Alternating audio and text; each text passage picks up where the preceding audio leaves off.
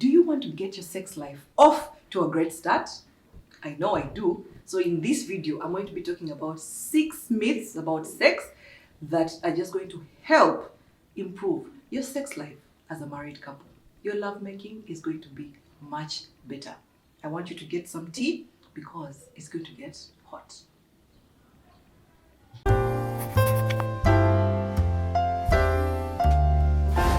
So lots of times as Christian married couples, we find a challenge of having a safe space to talk about sex, to ask about sex questions, to share challenges, because in the Christian world, sex is kind of, something that you shouldn't talk about. And yet, actual married couples are facing challenges.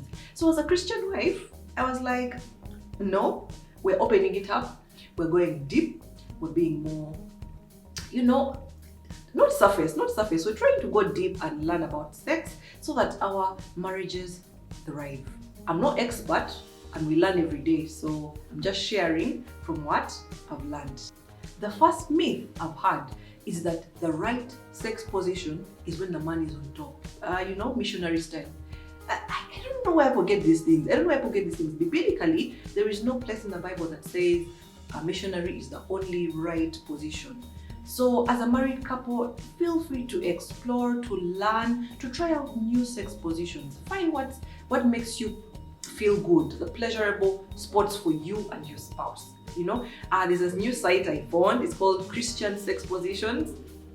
Guys, over 280 sex positions. Mind blown, right? So you want to check it out. It has no nudity. It's friendly. It has many insights about sex, what positions work, how to stimulate different areas. So you want to check it out and just enjoy marriage. Christians shouldn't shy away from enjoying sex in marriage. And you can try out one sex position every week. Something new every week. 280, you're off to a great start. The second myth I've had is that the best way to get a woman to reach the climax is through intercourse.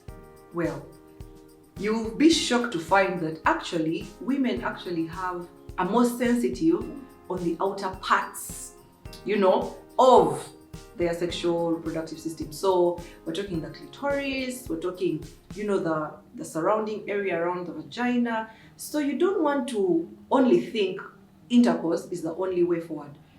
Many women have learned to actually reach orgasm with intercourse by position, hitting the G-spot and things like that. But actually, you can do so much just on the outside. So just find what works for her. Find what makes her feel good, Don't cram. Don't feel like it's only in and then that out. No. Just experiment.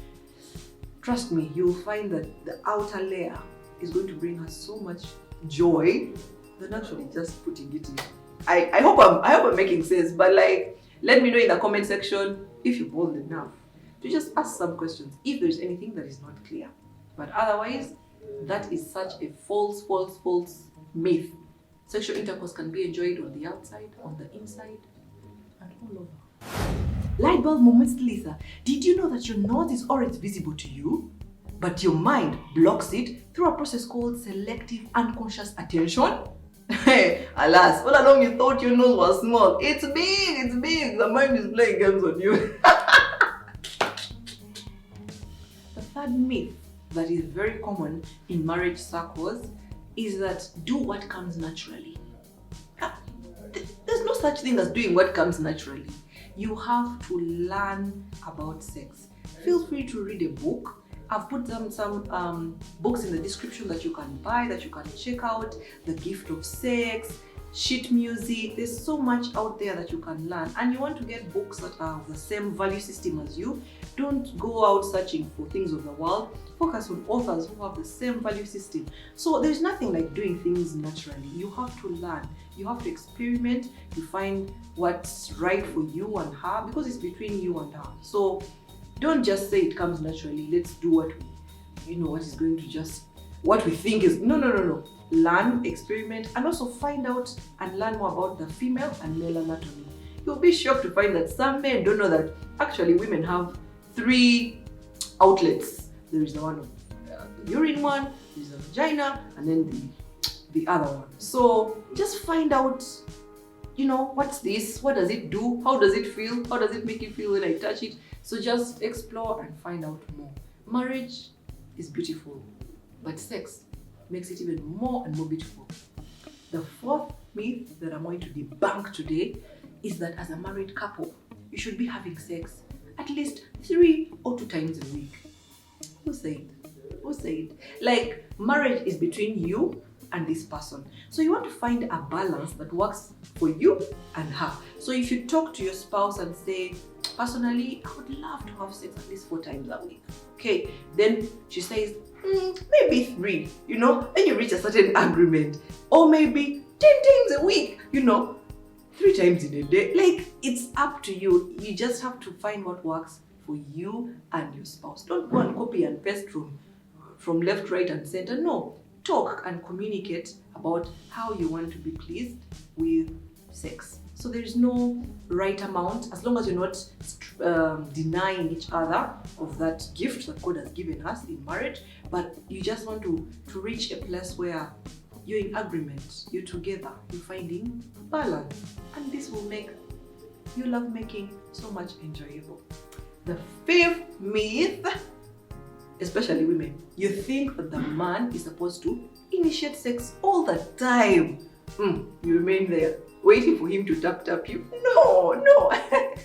Please, it's okay to initiate. It shows the man that you're interested in him, that you love him, that you feel him. You get it? So as women, it's important that you initiate sex sometimes. It actually takes pressure away from him. Because as women, we're the ones who decide the right place, the right time. Like, the kids are there. Sometimes the kids are maybe sleeping and the man wants to have sex in the sitting room. But because the kids may come, the women are always, no, we can't do it. So if you initiate at any time, he's like, wow, we shall thought through all those questions, when, where, how, no one's going to find us. So it's good to go. But if you're always waiting for the man to tap you, to kick you, it gets frustrating. Like, put in some effort. You also want it. So please, initiate. It's going to take your marriage to another level. Trust me on that. Before we continue, if you're finding value, please tap that like button and let me know. All right? So, the sixth and final myth that I've had is that sexual fulfillment is got from simultaneous orgasms. Wow. Simultaneous orgasms are nice, are fun when you both reach at the same time. It's amazing. But that's a lot of pressure to put on each other. That expectation is too much, especially for the man. Like, all the time you want, let's reach together. No, I feel like sometimes seeing the pleasure that you're giving him, it's good. Like, to know that I'm actually satisfying him, he's enjoying it, and vice versa. When the man sees that, he's making you feel, it does something to the man. I feel like his ego is like, yeah, he's made to feel manly, like he's seeing what he's doing to you. So I feel like it's a good thing to have. When you have it, perfect, but not an expectation you want for each and every round that you must all climax at the same time. It's so much pressure. It's good, but don't put yourself on that pressure. So enjoy each other. Find what works, find what doesn't work, talk about it, and trust me, you're going to get your marriage.